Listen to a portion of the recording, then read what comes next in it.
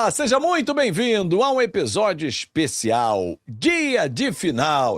Jogo pesado com a grande surpresa, a sensação do Campeonato Paulista, o Novo Horizontino jogando em casa diante do Palmeiras. Está assistindo pelo YouTube, então não esquece de deixar o seu like, já deixar o seu comentário, compartilhar para os amigos e, se é novo, se inscrever no nosso canal. Retribuição? Aplicativo Flashcore, pinta sempre aqui no cantinho, escaneie e tenha muita informação na palma da sua mão. Está navegando pelo nosso site, flashcore.com.br, navegue à vontade, tem muita informação aqui para você também. E eu já vou convocar o nosso camisa 10, aquele que não perde uma final, Eduardo Gerac, porque eu posso chamar de sensação, né? Porque o time comandado pelo Anderson Moreira desbancou os grandes e na fase de grupos, a gente estava até conversando aqui antes de bater esse papo, 4-0, dá para esperar uma repetição desse placar? Lembrando que o Novo Horizontino está em desvantagem, o Palmeiras joga pelo empate. Tudo bem, Edu? Tudo bem, sim, Fábio. Abraço a você, a todos e a todas também, né? Claro, que nos acompanham aqui nesse pré-jogo especialíssimo da final do Campeonato Paulista. Bom, primeiro, né, um contexto histórico, assim, não é de hoje, né, que o Novo Horizontino tem se tornado aí uma força importante do futebol paulista. Na Série B, por exemplo, já tem alguns anos que ele bate na trave, né? Vamos ver se esse ano, por exemplo, ele consegue subir para a Série A do Brasileirão. Mas no Paulista, sem dúvida, o Novo Horizontino fez um excelente Campeonato Paulista de 26 e até por isso vai jogar a segunda partida em casa, né? Mas é claro que vai ter pela frente o Verdão, que já venceu o primeiro jogo, jogou na Arena Barueri na quarta-feira e ganhou por 1-0. E aí, Fábio, a gente tem também, né, claro, que analisar bem a campanha dos dois times até aqui nesta edição do Campeonato Paulista, né? O Palmeiras, por exemplo, que chegou a essa final com baliza zero 6 vezes, ou seja, dos 11 jogos do Palmeiras até aqui na competição, em 6 ele não tomou gol. Ele baliza marcou... zero é bom o termo, gostei do baliza zero, sem sofrer gols. Exatamente. Gols marcados, ele fez 15 gols, sendo 13 dentro da área. E aí tem uma dinâmica interessante, né? Porque muita gente fala, o Palmeiras abusa demais das bolas paradas, porque o Abel gosta demais disso e tal. Só que dos 15 gols do Verdão nesse Campeonato Paulista, 12 foram com a bola rolando, né? E tivemos aí 3 em contragolpes dentro desses 12 com bola rolando. E aí tem uma outra discussão importante, né? Que muitas vezes o Palmeiras produz e não consegue vencer ou não consegue fazer um placar elástico contra os seus adversários. Lembrando que o Palmeiras conseguiu converter 35% das chances claras que produziu. Ou seja, não é um número tão bom, mas também não dá para dizer que é ruim, né? Claro que o Palmeiras tem que melhorar aí nesse quesito, né? O Palmeiras, e aí eu lembro de uma entrevista do Rogério Ceni, o Edu, no ano passado, em que falou sobre o formato, né? A forma de jogar do Abel, de muita bola longa, né? Esticar o tempo todo, né? O Carlos Miguel faz muito isso, de esticar a bola lá na frente pro Flaco de cabeça. Também. Gustavo Gomes também, para dar aquela primeira quebrada. É um estilo de jogo e talvez por isso até tenha menos gols de fora da área, como a gente está vendo aí, dos 15, 13 foram marcados dentro da área, ou seja, a gente está falando de praticamente aí 90% dos gols feitos são dentro da área, aquela tabela, toque por dentro, um cruzamento e tal, pouco chute fora da área. Não sei se também tem a ver com a característica, não tem mais o Veiga. Quem é que chuta de fora da área no Palmeiras? Não tem quem conduz também muito a bola. Tirando o Alan, né, pelo lado direito, que conduz mais a bola, os outros, e o Marlon Freitas também, que entrou esse ano, mas o resto Andréas Pereira, por exemplo, é aquele toque mais rápido, né? E aí, Fábio, lembrando uma coisa interessante, o Palmeiras não fez gols de bola parada neste campeonato. Essa diferença aí, né, a gente tem ali 15 gols marcados e 12 de bola rolando. Esses 3, um foi de pênalti, né? E os outros 2 foram rebotes. Aí sim, teve um cruzamento, a defesa rebateu e aí o Palmeiras fez o gol. Ou seja, gol direto, assim, de bola parada, ou seja, um cruzamento ou Gustavo Gomes, de cabeça. Ou de escanteio ou de falta, não teve ainda nesse Campeonato Paulista, né? E aí, claro, o que você está falando, Fábio, é muito interessante, né? Porque a gente tem também a dinâmica do Palmeiras, né? O Abel tem falado isso nas suas coletivas. O Palmeiras que tem usado muito as laterais do campo, né? E sim, a rede de passes, o mapa de passes aí do Palmeiras mostra muito bem isso. Ou seja, o Piquerez jogando pelo lado esquerdo, ele que é o número 22 ali no nosso mapa, esse é o mapa da vitória do Palmeiras sobre o Fluminense no Campeonato Brasileiro, e do outro lado o Kelvin, com a 12, que também tem jogado muito bem nessas duas laterais do campo, muito bem usadas pelo Palmeiras, e aí a gente vê o número 9 ali na frente, né, o Vitor Roque, ele que cai muito para a esquerda também, já claro, nessa parceria, nessa dobradinha aí com o Piquerez. E do outro lado, o 42 é o Flaco Lopes. E aí o que tem dado uma nova dinâmica também a esse meio-campo do Palmeiras é o Maurício, o número 18, ele que joga ali no meio, né, entre os dois atacantes, e, por exemplo, contra o São Paulo, na semifinal do Campeonato Paulista, ele realmente desequilibrou. Foi um jogador ali muito importante nessa produção ofensiva do Verdão, né? Lembrando, até você está falando do Vitor Roque, dia 16 agora vai ter convocação para a Copa do Mundo, né? Ou melhor, de preparação, né? França e Croácia são os dois últimos amistosos. Será que o Ancelotti vai estar ligado nessa final aí do Campeonato Paulista, vendo de perto, por exemplo, o Vitor Roque?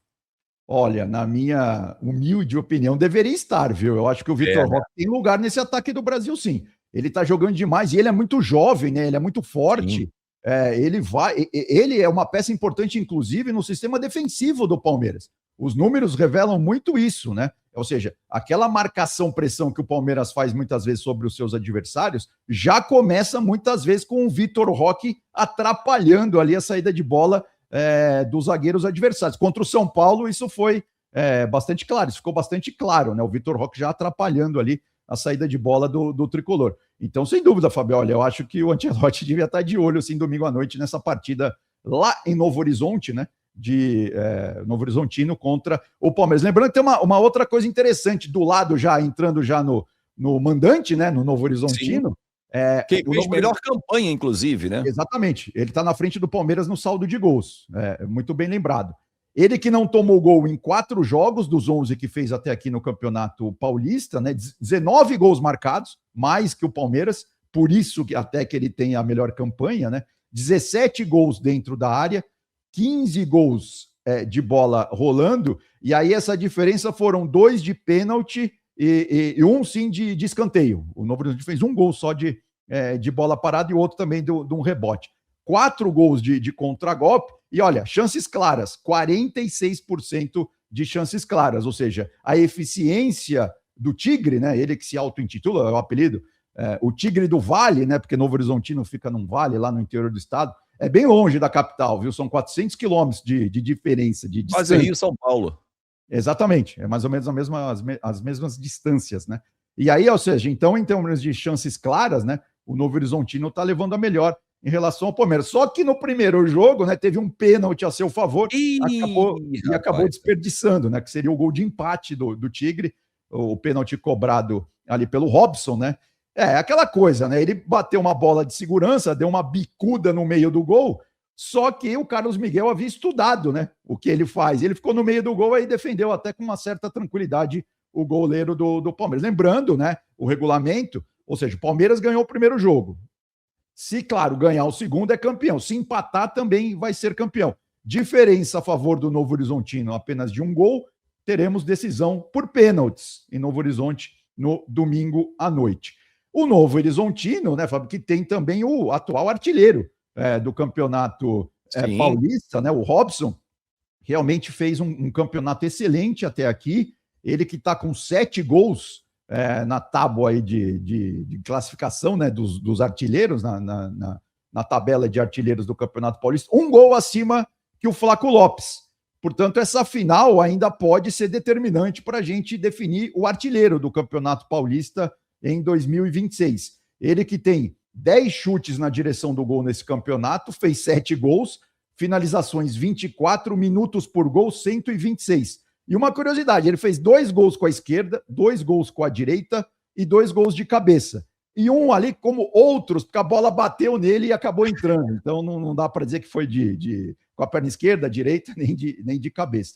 E a maioria dos gols dentro da área, né? São 6 gols dentro da área, 1 de fora da área e 4 em contragolpe. O Novo Horizontino tem uma transição muito rápida. E foi exatamente isso que o Palmeiras conseguiu bloquear no primeiro jogo. Agora, claro, a história será outra, porque o Novo Horizontino não vai poder ficar esperando o Palmeiras, né? Vai ter que ir para cima para, claro, fazer o placar o quanto antes, né? E o Palmeiras vai se segurar também, eu imagino, né? Vai jogar um pouco mais retraído ali em Novo Horizonte. É um estádio pequeno, que vai estar absolutamente lotado, ingressos já esgotados, 12 mil pessoas aproximadamente cabem lá no Jorjão, né? O estádio do Novo Horizontino. O Novo Horizontino que é de 2010. A gente aqui no estado de São Paulo teve um outro time, né, chamado Novo Horizontino, que inclusive foi vice-campeão paulista lá em 1990, naquela que foi a primeira final caipira do Paulistão, porque o Bragantino ganhou do Novo Horizontino na final. O Bragantino era dirigido por Vanderlei Luxemburgo e o Novo Horizontino pelo Nelsinho Batista, pai do Eduardo Batista, né? Só que aquele time acabou, ele faliu na virada do século, e aí em 2010 surgiu... Mas, claro, as cores são as mesmas, a torcida é a mesma, né? Porque a cidade é a mesma. Então, enfim, tem essa oportunidade, o Novo Horizontino, de fazer história e conseguir ser campeão paulista. E se ele conseguir esse feito, vai ser inédito também, porque ele terá derrubado 3 grandes do estado nessa fase de mata-mata. Ele que tirou o Santos nas quartas, tirou o Corinthians na semifinal e agora, claro, se for campeão, vai ser em cima do Palmeiras. Vale lembrar que o Anderson Moreira, um treinador conhecido do cenário nacional, é o comandante dessa equipe e faz um brilhante trabalho, porque não é fácil, né? Você tirar um gigante da final e ir derrubando 1 a 1, né? Que foi aparecendo na frente, como você disse, o Santos do Neymar, o Corinthians do Depay e agora é o Palmeiras do Abel Ferreira, enfim, do Vitor Roque, do Flaco, de tantos outros, que o Novo Horizontino tem a missão de inverter a vantagem. Como você destacou, vitória por 1 gol de diferença, pênalti, 2 ou mais gols, dá o Novo Horizontino, empate é do Verdão. Vai ser uma grande final e claro que a gente vai acompanhar aqui na Flash Score. Edu, um forte abraço e até a próxima, amigo. Valeu, Fábio, abração, até mais. Valeu, muito obrigado a você pelo carinho e pela sua atenção. Você sabe, aqui é assim, você fica na cara do gol. E não esquece, hein? QR Code na tela é o nosso aplicativo para você baixar de graça e ter muita informação na palma da sua mão. Porque aqui na Flash Score, você lê o jogo como ninguém.